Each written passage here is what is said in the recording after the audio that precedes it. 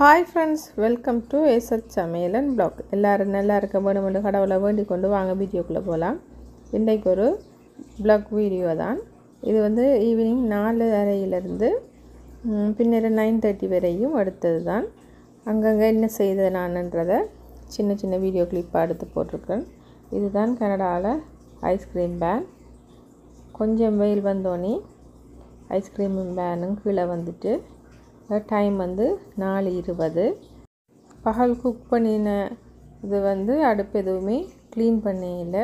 ஒரு area evening செய்துட்டு clean பண்ண போகிறேன். ஈவினிங் என்னுடைய ஒரு ஃப்ரை பேன் வச்சுருக்கிறேன். மகனுக்கு ஏதாவது ஒரு ஸ்நாக்ஸ் செய்து கொடுப்போம்ண்டு.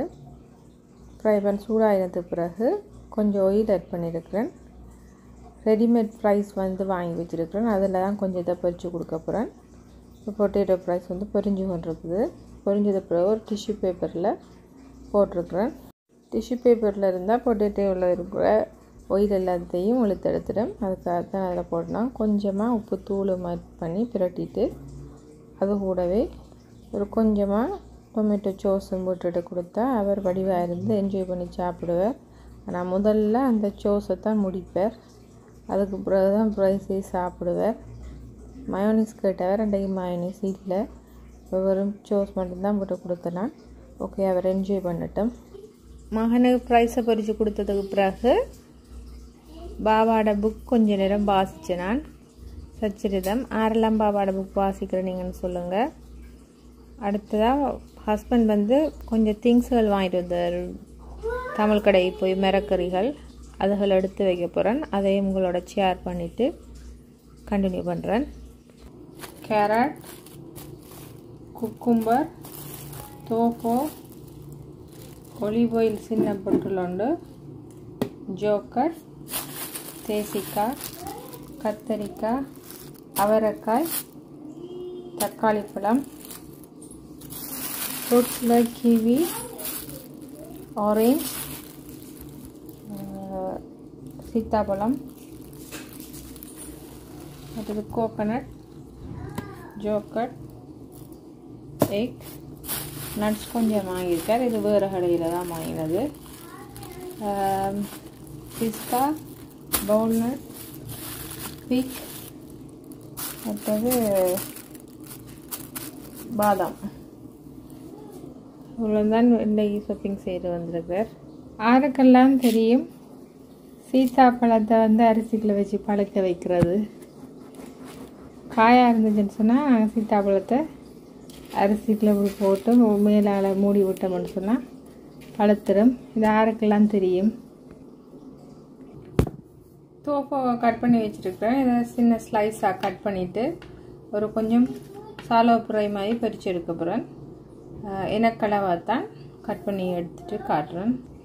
கட் பண்ணி எடுத்துட்டேன். இதில் தேவையானதை எடுத்துகிட்டு மற்றதை அப்படி ஒரு பாக்ஸுக்குள்ளே போட்டு ஃப்ரிட்ஜுக்குள்ளே வைக்க போகிறேன். ஒரு ஏரியாக கட் பண்ணிட்டேன். நான் ஒரு 4 பீஸ் தான் பறித்து சாப்பிட போகிறேன். மற்ற எல்லாத்தையும் ஒரு டப்பாவில் போட்டு ஃப்ரிட்ஜில் கீழே வச்சா சரி. இந்த 4க்கும் என்னென்ன போடுறோண்ட பார்ப்போம். கொஞ்சமாக உப்புத்தூள். இது சாஃப்டாக இருக்க வடிவாக சாஃப்டாக தான் நாங்கள் செய்தெடுக்கணும். உங்களோட காரத்துக்கு ஏற்ற மாதிரி மிளகாத்தூள் ஆட் பண்ணுங்கள். இது தனி மிளகாத்தூள் தான் ஆட் பண்ணுறேன். இது நல்ல மேலால் தடவி விடுவோம். மெட்டதல் மாதிரி போட்டு ஃபாஸ்ட்டாக செய்ய இயலாது. செய்தால் உடைஞ்சிடும். லைட்டாக தடவி விட்ட வேண்டாம். சரி வச்சுட்டு சாலோ ஃப்ரை பண்ணி சாப்பிட வேண்டியது தான். இதில் நல்ல ஹை ப்ரோட்டீன் இருக்குது. எல்லாம் பிரட்டி எடுத்தாச்சு. மகனுக்கு பொட்டேட்டோ ஃப்ரைஸ் பொரிச்ச சட்டியிலே தான் எண்ணெயை அப்படியே குறைச்சிட்டு கொஞ்சமாக எண்ணெயை ஆட் பண்ணிவிட்டு அந்த எண்ணெயில் சாலோ ஃப்ரை தான் பண்ணி எடுக்க போகிறேன். இப்போ நாங்கள் இதுக்கு மெதுவாக ஆட் பண்ணுவோம்.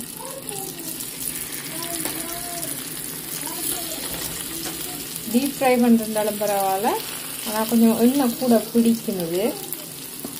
எண்ணெய் விரும்பாட்ட சாலோ ஃப்ரை பண்ணிங்கன்னா சரி. இதை பொரிச்சிட்டு நாங்கள் துண்டு எண்ணெயை நல்லா ஒரு பேப்பர் போட்டு இது செய்துட்டு பன்னீர் மாதிரி குழம்பும் வைக்கலாம், நல்லா இருக்கும். நான் கொஞ்சம் பால் அடித்து கொடுக்க போகிறேன்.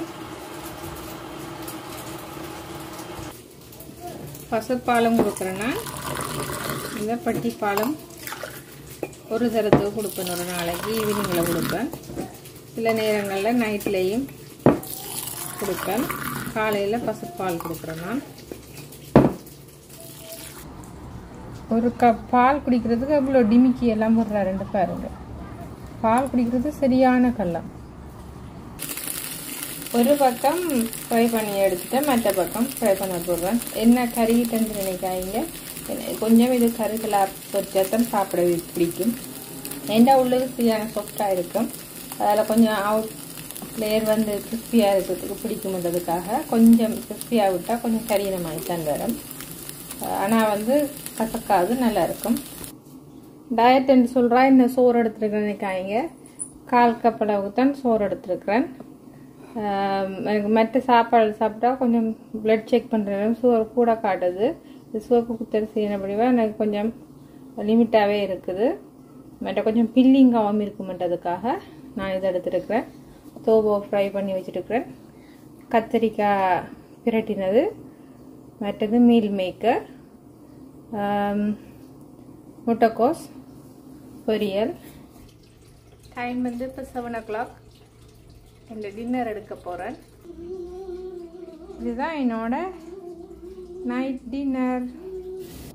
இந்த டின்னரை முடிச்சுட்டு கையோட அடுப்பெல்லாம் கலட்டி கழுவியாச்சு.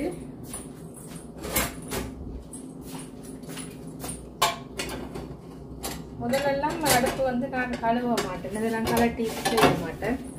ஹஸ்பண்ட் தான் எனக்கு ஹெல்ப் பண்ணுவேன். இப்போ பழகிட்டு எல்லாத்துக்கும் அவங்களே பார்த்துட்டு இருக்காம நானே கலட்டி செய்ய வேண்டிக்கிட்டேன். 2-3 வருஷம் அவரை தான் கெஞ்சி கொடுத்து கழுவிட்டாங்கண்டு. இப்போ எல்லாமே நானே செய்வேன்.